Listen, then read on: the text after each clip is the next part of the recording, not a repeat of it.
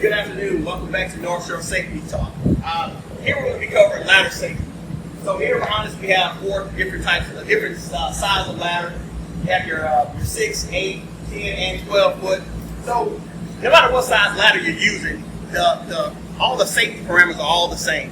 You want to make sure you have a good, solid, firm footing. Plus, you want to make sure that you're using 3 points of contact, as well as you want to make sure that you're using a proper ladder for the proper height. So, for instance, you may be working on something that's 10 foot where you just need to reach it, where the 6 foot ladder will be sufficient enough. But that says you have to work up there and you need both hands to be more comfortable.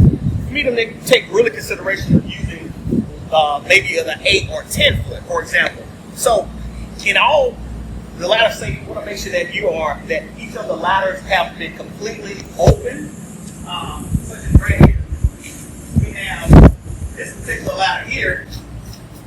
You want to make sure that you're not using it as a lean-to ladder or leaning up against something.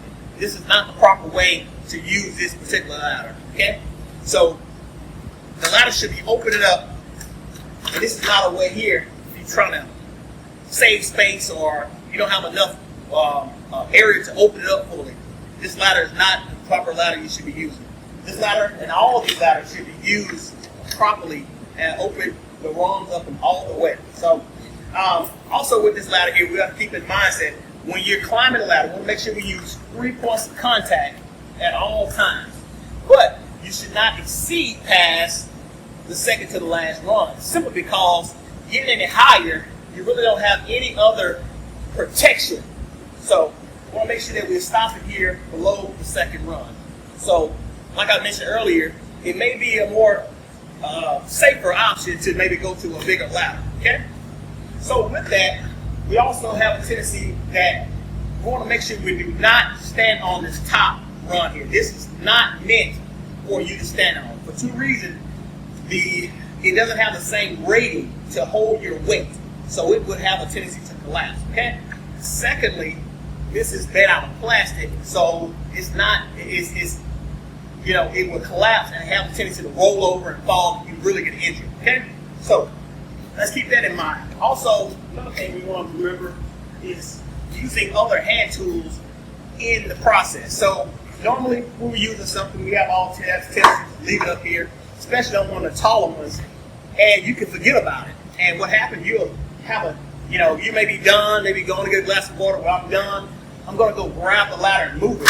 And then you have a particular item that can actually fall and injure you. So we want to make sure we keep any kind of falling objects in mind. So the perfect ideal is when you come down, it comes down. Now, ladders do have holders where we need to use to hold certain things. So make sure you want to use all of the different features of the ladder that make sure we stay as safe as possible. Okay. So next thing I want to talk about is make sure this ladder here in particular should have proper footing at all 4 locations. Okay. So on an extension ladder, which should just be the opposite. So we only need 2 areas of full proper contact. But with extension ladder, we want to make sure that they are being level surface as well. Okay. Another thing about extension ladders we want to talk about is when you're using it to get up on a roof or higher surface, the ladder should be at least 3 feet past the eave of that house. So that gives you enough leeway that you can climb up as well as get off the ladder and still have some surface area to hold on as a guide to get up. So that's the reason behind that. Another thing is make sure you keep, so like many things, we keep ladders for a long time, especially fiberglass ladders. So when the ladders start to, we want to make sure every time before we do a simple inspection, walk around, if the ladder legs are broken, cracked, needs to be discarded because that is jeopardizing your safety. Okay. Another thing is ladders riding on back of trucks for years and years. The sun and UV rays has a tendency to break down these fibers. So we want to make sure that is also taken into consideration is how long and how old your ladder is. So some of you may go with a metal ladders or metal extension ladders or whatever the case, but aluminum ladders. Well, still need to do proper maintenance. So some of the areas that you may run into on metal ladders is that you may have splinters or rungs. They actually can cut you or prick you or whatever the case. So we want to make sure as those ladders are being transported, they're being handled properly, because it can become jagged, and also add any other kind of injury such as laceration and cuts that you may have maybe have to go get some type of stitches and stuff like that. So the other thing we want to talk about is making sure that you are being mindful of what's overhead. There's so many deaths that take place due to electrical shock or electrocution. So we want to make sure that we are moving ladders. We are paying attention to what's overhead, such as power lines or fans or any kind of light source, because these all can definitely be something that can cause us some harm.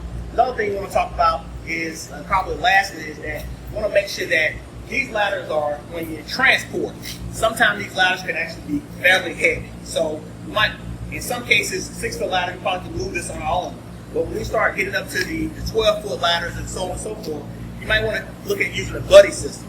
And also lifting with your knees instead of with your back, because that adds another injury. So that is our North Shore Talk on safety on ladders.